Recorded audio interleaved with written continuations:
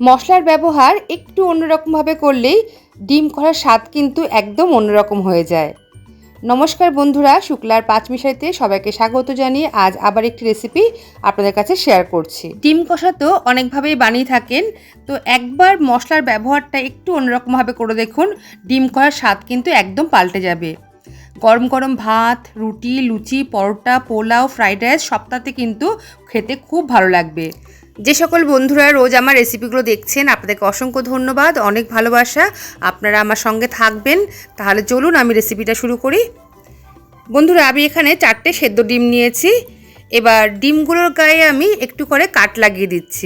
এর ফলে আমি যখন ডিমটা রান্না করব তখন কিন্তু মশলাগুলো ডিমের ভেতরে ভালোভাবে ঢুকে যাবে। 4টে ডিমই কিন্তু আমি চারদিক দিয়ে কাট লাগিয়ে নিলাম।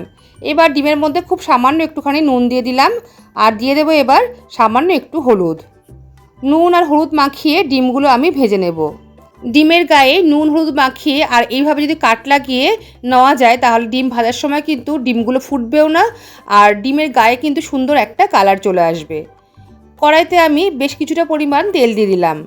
যেহেতু ডিম কষা হবে তাই তেলের পরিমাণটা কিন্তু একটু বেশি দিতে হবে।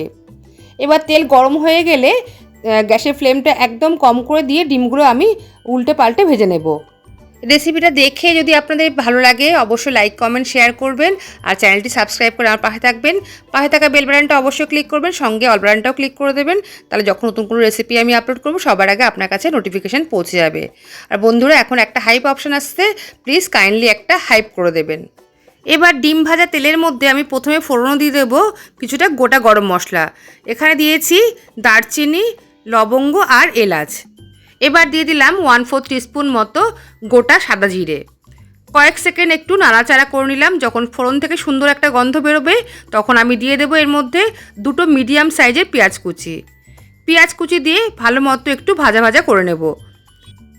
গ্যাসের ফ্লেম একদম কম করে দিয়েছি। এদিকে পেঁয়াজটা ভাজা হোক আস্তে আস্তে, আর এদিকে আমি আর একটা মশলা বানিয়ে নেব।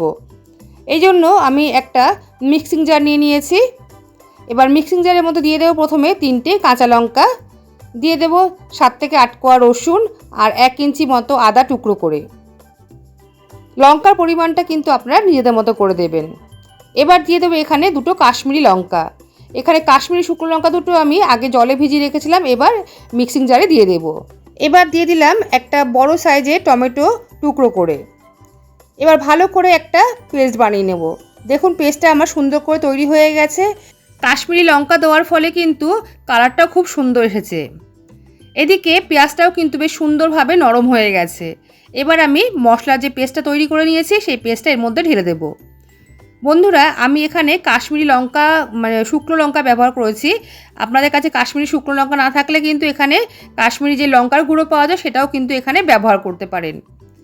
মশলার পেস্ট দিয়ে এবার আমি খুব ভালো করে 2 মিনিট প্রথমে কষিয়ে নেব। এখানে কিন্তু মশলাটাকে ভালো করে কষাতে হবে, তাহলে রান্নার স্বাদটা কিন্তু দুর্দান্ত আসবে। প্রথমে 2 মিনিট কষিয়ে নেওয়ার পর আমি এখানে একটুখানি জল দিয়ে দেব। মিক্সিং জারটা ধুয়ে সামান্য একটু জল আমি এখানে দিয়ে দিলাম। জল দিয়ে আবারও কিন্তু আমি 1 মিনিট মতো ভালো করে কষিয়ে নিলাম। কষিয়ে নেওয়ার পর আমি এর মধ্যে দিয়ে দেব স্বাদ মতো নুন আর স্বাদ মতো চিনি। নুন আর চিনি দিয়ে আবারও একটু ভালো করে নাড়িয়ে দেব। নাড়িয়ে দেওয়ার পর আমি কিন্তু ঢাকা দিয়ে 2 মিনিট ভালো করে মশলাটা কষিয়ে নেব।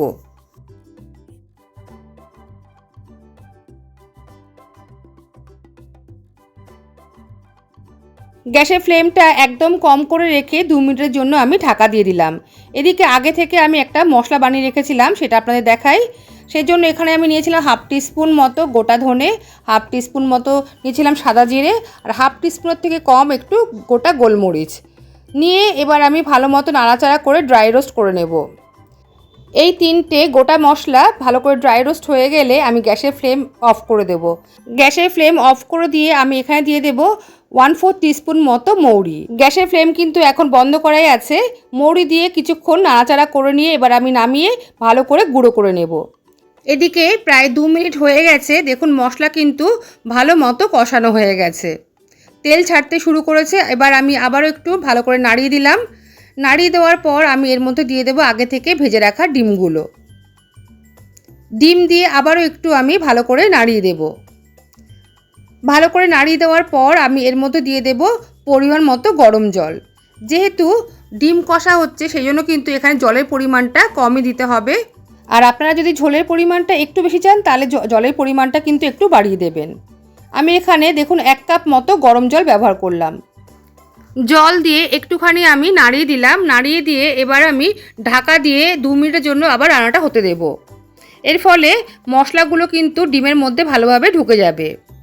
প্রায় 2 মিনিট পর ঢাকাটা খুললাম, আর গ্যাসের ফ্লেমটা কিন্তু এই সময় একদম কম করা ছিল। এবার আমি আবার একটু নাড়িয়ে দিলাম। নাড়িয়ে দিয়ে এবার আমি দিয়ে দেব যে ভেজে রাখা গুঁড়ো মশলা করেছিলাম সেই মশলাটা। এখানে আমি 1.5 টিস্পুন মতো মশলা ব্যবহার করছি। সম্পূর্ণ মশলা কিন্তু আমি এখানে ব্যবহার করছি না। ভাজা মশলা দিয়ে একটু নাড়িয়ে দেব। নাড়িয়ে দিয়ে আবার কিন্তু 2 মিনিট মতো ভালো করে ফুটতে দেব।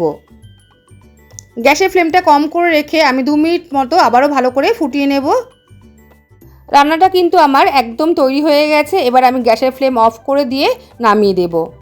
মশলার ব্যবহার একটু অন্যরকমভাবে করলে ডিম করার স্বাদ কিন্তু একদম অন্যরকম হয়ে যায়।